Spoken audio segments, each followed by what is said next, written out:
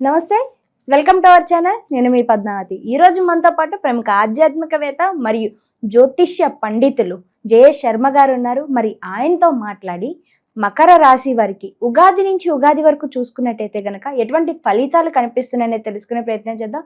మరి మీరు కూడా వీడియోని ఎక్కడ కూడా స్కిప్ చేయకుండా పూర్తిగా చేసేయండి. నమస్కారం గురువుగారు. నమస్కారం గురువుగారు, మొదటిగా మీకు నూతన సంవత్సర శుభాకాంక్షలు. అయితే ఉగాది నుంచే మనకు మొదలవుతుంది కదా, ప్రస్తుతం ఇప్పుడు ఉన్న సంవత్సరానికి కాకుండా ఇప్పుడు ఈ విశ్వావసనామ సంవత్సరం అనేది మొదలవుతుంది కాబట్టి ఈ మకర రాశి వారికి మనకి ఉగాది నుంచి ఏ విధమైన ఫలితాలు కనిపించబోతున్నాయి అంటారు? శ్రీ గురుభ్యో నమః. శ్రీ మహాగణాధిపతయే నమః. శ్రీ మహాసరస్వత్యై నమః. ఓం శ్రీమాత్రే నమః. కామాక్షీదేవి నమః. ముఖ్యంగా విశ్వావసనామ సంవత్సరం శ్రీ ఉగాది పురస్కరించుకొని మనం మకర రాశి యొక్క ఫలితాలు చెప్పుకుంటున్నాం. ఈ మకర రాశికి సంబంధించి ముఖ్యంగా ఉత్తరాషాఢ నక్షత్రం 2-3-4 పాదాలు, శ్రవణ నక్షత్రం 4 పాదాలు, హృష్ట నక్షత్రం 1-2 పాదాలు ఈ మకర రాశి చెందినవి. వీళ్ళ ఆదాయ వ్యయాలు చూసుకున్నట్టయితే ఆదాయం 8, వ్యయం 14, రాజ్యపూజ్యం 4, అవమానం 5. ఈ రకమైనటువంటి గ్రహస్థితి ఆదాయ వ్యయాలు చూస్తున్నాం. అంటే ఇక్కడ ఆదాయం 8, వ్యయం 14. వీళ్ళు కూడా ఏంటంటే ఈ రకమైన ఆదాయ వ్యయాలు ఖర్చు ఎక్కువగా ఉండటం, అంటే గొప్పకి ఖర్చు చేయటం వీళ్ళ దానిలో కూడా కనబడుతుంది. ఎక్కడైతే మీనంలో చూసామో మళ్ళీ ఇక్కడ కూడా అదే విధంగా కనబడుతుంది. మీనంలో ఏంటంటే 0 మొత్తం వాల్యూ 0 సైన్ ఆదాయ వ్యయాల్లో, ఇక్కడ మాత్రం వీళ్ళకి 8, 14 అంటే గొప్ప చెప్పుకోవటానికి అధికంగా ఖర్చు పెడుతున్నారు వీళ్ళు. కాబట్టి అది కొద్దిగా వీళ్ళకి మైనస్. కాబట్టి ఆదాయం మీరు వనరులు చూసుకొని ఖర్చు పెట్టుకోవడం మంచిది. ఇక మీరు అతిగా రుణాలు తీసుకునే ప్రయత్నం చేయకూడదు. ఎందుకంటే రుణం ఇచ్చే అవకాశం ఎక్కువగా, మీరు కూడా రుణాలు తీసుకునే అవకాశం ఎక్కువగా ఉంది. కారణం ఏంటంటే గురువు అనుకూలంగా ఉన్నాడు ఇక్కడ. శుభకార్యాచరణకి ఎక్కువగా రుణం తీస్తారు. ఖర్చు ఒక 10 రూపాయలతో పెట్టుకునేదానికి 20 రూపాయలు వెచ్చించడం, అలా దానిలో మీరు ఖర్చు అధికంగా చేయటం వల్ల డబ్బు నిలవకపోవటం, చేతిలో మళ్ళీ ఎక్కడొక్కడ మళ్ళీ తీసుకురావటం, అప్పు లాంటివి చేస్తూ ఉంటారు. అలాంటివి చేయకుండా ఉండడం అనేది మంచిది మకర రాశి వారికి. తర్వాత రాజ్యపూజ్యం 4, అవమానం 5. మిమ్మల్ని తిట్టేవాళ్ళు ఏమిటారు, పొగిడేవాళ్ళు. మీరు ఎంత డబ్బు పెట్టి ఎంత కార్యక్రమాలు చేసినా తిట్టేవాళ్ళు ఎక్కువ ఉన్నారు, కానీ పొగిడేవాళ్ళు మాత్రం లేరు. కాబట్టి అది గుర్తుపెట్టుకోండి. ఏదో మాకు ఉన్నదానిలో 10 రూపాయలు ఎక్స్ట్రా పెట్టి ఏదన్నా మనం చేద్దాం అనుకున్నా మేము పొగిడే వాళ్ళు ఉంటారే, మమ్మల్ని మించిన వాళ్ళు లేరు అని అనుకునే భావంలో మీరు అనుకుంటారు. కానీ అవతల మనిషి ఏమనుకుంటారు, మీరు వెళ్ళిన తర్వాత మిమ్మల్ని తిడుతూ ఉంటారు. వాళ్ళు ఏముందిలే, అది ఉన్నది చూపించుకోవడానికి 10 రూపాయలకి 20 రూపాయలు పెట్టారు, అది 10 రూపాయలు అయిపోతుంది, కానీ కావాలని చెప్పి ఈ విధంగా చేశారు. కాబట్టి మకర రాశి వారు ముఖ్యంగా ఆలోచించాల్సిన విషయం ఏంటంటే ఎవరో గొప్పలు చెప్పుకుంటారేమోనో, లేతే మనం గొప్ప చెప్పుకుందామనో ప్రయత్నం చేయకండి. అలా చేయటం వల్ల ఏమవుతుందంటే మీరే దానికి రుణం పడి మీరే ఆ గోతులో పడే అవకాశం ఉంటుంది. రుణం ఎక్కువ చేయకండి. తత్కాలంలో ఎంతవరకు చేయగలదు అంత పెట్టండి, అంతే తప్ప వాళ్ళు ఎవరో ఒక గ్రాండ్గా చేశారు మనం కూడా అలా గ్రాండ్గా చేద్దాం అనే ఆలోచన పెట్టుకోకండి. మీ స్థాయి ఇదే. ఈ స్థాయిలో వాళ్ళు రిసీవ్ చేసుకునే వాళ్ళు రిసీవ్ చేసుకుంటారు, చేసుకొని వాళ్ళకి వదిలేయండి అంతే. ఇంకా గ్రహస్థితికి చూసినట్టేనమ్మా మకర రాశికి గ్రహస్థితిలోకి వచ్చేస్తే వీళ్ళకి తృతీయంలో శని, రాహు, శుక్రుడు, బుధుడు, రవి ఇలా గ్రహస్థితి ఉంది ఉగాదికి. తర్వాత వీళ్ళకు పంచమందు గురువు, షష్టమందు కుజుడు, తర్వాత కేతువు వీళ్ళకి భాగ్యంలో ఉన్నాడు. తర్వాత వీళ్ళకి రాబోయే జూన్ నుంచి రాహు ద్వితీయ స్థానము, కేతువు వీళ్ళకి 7వ స్థానంలో సంచారం చేస్తున్నాయి, 8వ స్థాన సంచారము. తర్వాత ఈ యొక్క శని మాత్రం తృతీయంలోనే ఉంటారు. గురువు మళ్ళీ వీళ్ళకి మే నుంచి ఈ యొక్క 5వ స్థానం సంచారం చేస్తున్నారు. కుజుడు కూడా మారే అవకాశం ఉంది. ఈ విధంగా చూసినట్టయితే కర్కాటకానికి వెళ్తున్నారు కుజుడు కూడా ఏప్రిల్ నుంచి. ఈ విధంగా మనం చూసినట్టయితే గ్రహస్థితి ముఖ్యంగా మకర రాశి వారికి కొంత ఏదైతే ఉందో తోబుట్టువులు కావచ్చు, సపోర్టింగ్ రోల్ కావచ్చు ఎక్కువగా ఉండటం, మిమ్మల్ని అడ్వైజరీగా పెట్టుకోవటం కొంతమంది, తద్వారా వాళ్ళు లబ్ధి పొందటం.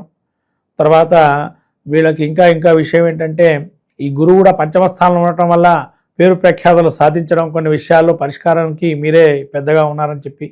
తర్వాత కుజుడు కూడా 6లో ఉండడం వల్ల ఇంతవరకు వీళ్ళ శరీర దారుఢ్యాల్లో కొన్ని అనారోగ్యాలు ఉంటాయి, అవన్నీ కూడా పోవడం, ఆరోగ్యంగా ఉండటం లాంటివన్నీ మకర రాశికి చాలా బాగుంది ఆరోగ్యరీత్యా, ధనపరంగా. కానీ రుణం చేసే అవకాశం ఉంటుంది శుభకార్యాల కోసం. అతిగా రుణం చేయకండి, మామూలుగా రుణం చేయండి, ఖచ్చితంగా ఫలితాన్ని ఇస్తాయి. ముఖ్యంగా నూతన గృహారంభ, గృహప్రవేశాదులు, పెళ్లిళ్ళు కావాల్సిన యువకులకు కూడా రాబోయే అక్టోబర్ నుంచి స్వర్ణయుగంగా చెప్పవచ్చు మకర రాశికి. ఆ 3 నెలల పాటు ఆ 3 నెలల్లో చాలా ముఖ్యమైనటువంటి నిర్ణయాలు తీసుకోవటం లాంటివి జరిగే అవకాశం ఎక్కువగా ఉంటాయి. తర్వాత ధనం కూడా వీళ్ళకి ధనో భవేత్ అంటే ఈ ధనము కూడా ఇక్కడ వీళ్ళకి ద్వితీయ స్థానంలో ధనస్థానంలో రాహు ఉండటం వల్ల అధికంగా ఖర్చు చేయటం, పునర్వివాహాలకు కూడా ఎవరైతే వివాహం కానిటువంటి వాళ్ళు అయితే విడాకులు తీసుకొని మళ్ళీ వివాహం చేసుకునేటువంటి వారికి కూడా ఈ యొక్క మకర రాశి వారికి ఈ సంవత్సరం యోగంగా ఉంది. కాబట్టి పునర్వివాహాలకు కూడా అవకాశం ఎక్కువగా ఉంది. మీ యొక్క మంచితనాన్ని వాళ్ళు చూసే పరిస్థితిలో ఉంటారు. కాబట్టి మకర రాశి వారికి అన్ని రకాలుగా అన్ని రంగాల్లో కూడా అనుకూలంగా ఉంది. ముఖ్యంగా వ్యాపార నిమిత్తం కూడా వీళ్ళు ఎక్స్పాన్షన్ చేసుకోవడం కానీ అటువంటి విషయాలు కూడా బాగుంది. కొత్తదైన ఆలోచనతో ముందుకెళ్తారు. ఆ ఆలోచన అందరూ స్వాగతించే ప్రయత్నం చేస్తారు. తద్వారా అనుకూలంగా ఉండడం, వీళ్ళకు సొంతంగా స్థిరాస్తులు కూడా కొంత నెలకొల్పుకోవటం, తద్వారా ఆర్థికంగా కొద్దిగా పురోగతి సాధించటం లాంటిది బాగా ఉంది. తర్వాత ఈ కేతు వీళ్ళకి ఇక్కడ అష్టమంలో ఉన్నాడు కాబట్టి ఆకస్మిక ప్రయాణాలతో కూడా లాభాలు చేకూరే అవకాశం ఉంది. ఆకస్మిక ప్రయాణాలు, తర్వాత ఆకస్మికమైనటువంటి ధనలాభాలు, అంటే అప్పటి వరకు కూడా వీళ్ళు ఏది కూడా ప్రయత్నపూర్వకంగా చేయరు, అప్పటికప్పుడు అనుకుంటారు, అప్పుడప్పుడు వెళ్ళటం జరుగుతుంది. అలాంటివి అనుకోకుండా కొన్ని సంఘటనలు జరగటం, ఇలా రకరకాలుగా ఈ మకర రాశి వారికి అనుకూలంగానే ఉంది. ముఖ్యంగా వ్యాపార రంగంలో వాళ్ళకి యోగదాయకంగా ఉంది. విద్యార్థులకు కూడా యోగదాయకంగానే ఉంది. చదువుకున్నది ఇంత మంచిగా బుద్ధి కుశలతో ఆలోచించి స్వయంగా కృషితో రాణిస్తారు. తర్వాత ఈ చేతివృత్తులు చేసేవాళ్ళు, సేవకా వృత్తి చేసేటువంటి వారికి కూడా అనుకూలంగా ఉంది. వాళ్ళు కూడా ప్రమోషన్స్ కావచ్చు, డబుల్ ఇంక్రిమెంట్స్ లాంటివి కావచ్చు, వాళ్ళ గురించే ప్రోత్సాహకాలు ఏవైతే బాగా మెండుగా వచ్చే అవకాశం ఉంది. తర్వాత ఈ యొక్క సినీ రాజకీయ ప్రముఖుల్లో ఉండేటువంటి వారికి కూడా యోగదాయకంగా ఉంది. ఎందుకంటే గురుడు కూడా వీళ్ళు ఇప్పటివరకు అనుకోకుండా క్రియాశీలకంగా పనిచేస్తున్నారు బ్యాక్గ్రౌండ్గా, కానీ పైన ఎప్పుడు మా పేరు రాలేదు అనుకుంటారు. అనుకోకుండా అనూహ్యంగా పేరు రావటం, తద్వారా వీళ్ళు నూతనమైన ఉత్తేజాన్ని పొందటం, తర్వాత వీళ్ళని ఇంకా కొత్త ఆలోచనలు కానీ వీళ్ళని ఇంకా కొత్త ఆలోచనలు చేసి ఏదైనా ప్రోగ్రామ్స్ మొదలు పెట్టమని చెప్పడం, ప్రోత్సహించడం వీళ్ళని ఈ మకర రాశి వారికి యోగదాయకంగా ఉంది. ఇది రాబోయేటువంటి ఈ శని కూడా వీళ్ళకి తృతీయంలో ఏదైతే ఉందో చాలా యోగదాయకంగా ఉన్నాడు.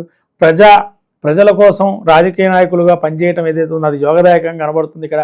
తర్వాత వీళ్ళకి వ్యాపారంలో ఉండేటువంటి వారు ఎవరైతే ఉన్నారో ముఖ్యంగా బియ్యం కానీ వాళ్ళకి యోగదాయకంగా ఉంది.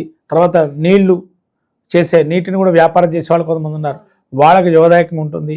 తర్వాత ట్రేడింగ్ లాంటివి చేసే వాళ్ళకి మాత్రం అనుకూలంగా ప్రతికూలంగా మధ్యస్థంగా ఉంటుంది. ఎందుకంటే ద్వితీయంలో రాహు ఉన్నాడు కదా, మోయనంగా ఉంటాయి.